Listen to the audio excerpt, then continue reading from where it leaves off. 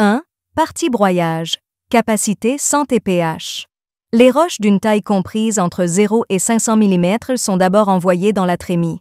L'alimentateur vibrant achemine les roches vers le concasseur à mâchoire.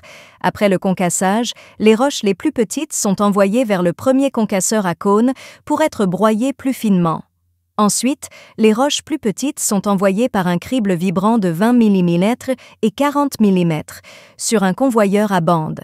Les roches de plus de 20 mm seront renvoyées dans un autre concasseur à cône pour être à nouveau broyées. Les roches de moins de 20 mm seront transférées dans un bac de transfert souterrain avant le broyeur à boulettes, étant donné que votre capacité de traitement est importante.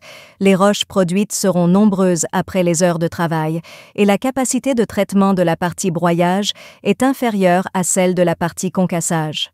Par conséquent, selon notre expérience, nous vous suggérons d'aménager un espace souterrain pour le stockage en tant que lieu de transfert.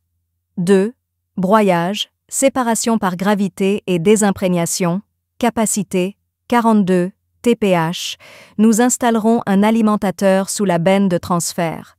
Il enverra les roches dans la trémie avant le broyeur à boulet. Elles seront ensuite transférées par l'alimentateur à vibration électromagnétique situé sous la trémie vers le broyeur à boulet de manière uniforme. Le broyeur à boulet broie les roches de moins de 20 mm jusqu'à ce qu'elles atteignent 0 à 1 mm, 70 à 80% de la maille 200, environ 0,061 termes. Le broyeur à boulet est associé à un classificateur en spirale. Les matériaux de 0 à 0,061 sont dirigés vers le classificateur qui renvoie ensuite les matériaux de plus de 0,061 vers le broyeur à boulet pour les broyer à nouveau. Les matériaux de 0,061 passent par 2 étages de goulotte en spirale pour séparer et rassembler le tantale concentré dans un premier temps. Après la séparation, les résidus des goulottes en spirale sont dirigés vers un réservoir à boue et transférés vers 2 groupes d'hydrocyclones pour désencrasser la bouée. Très partie de la flottation pour le traitement, capacité 42 TPH, la bouée provenant des groupes d'hydrocyclones est acheminée vers plusieurs séries de réservoirs de mélange. Vous devez ajouter des produits chimiques dans ces réservoirs.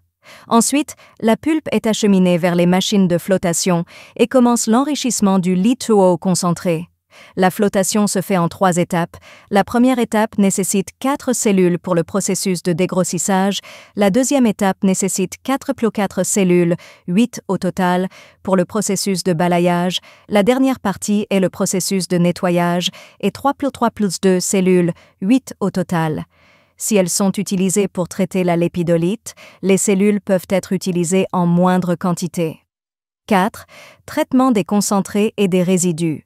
Après le traitement par les machines de flottation, le concentré est d'abord dirigé vers un bassin de concentration, puis une pompe à boue est envoyée vers un épaississeur. Il est nécessaire d'y ajouter des agents flocculants pour accélérer la sédimentation du concentré. Le concentré est ensuite transféré par une pompe à haute pression du fond de l'épaississeur vers un filtre à disque sous vide pour sécher le concentré litho de teneur 6%. Les résidus vont d'abord dans un bassin de décantation, puis une pompe à boue les envoie dans un épaississeur à cône pour les sédimenter. La pompe enverra les résidus vers un filtre presse à plaque pour les déshydrater. Le trop-plein de l'épaississeur et de l'épaississeur à cône est dirigé vers un bassin d'eau. Cette eau est propre, elle peut être récupérée dans l'ancienne partie de traitement.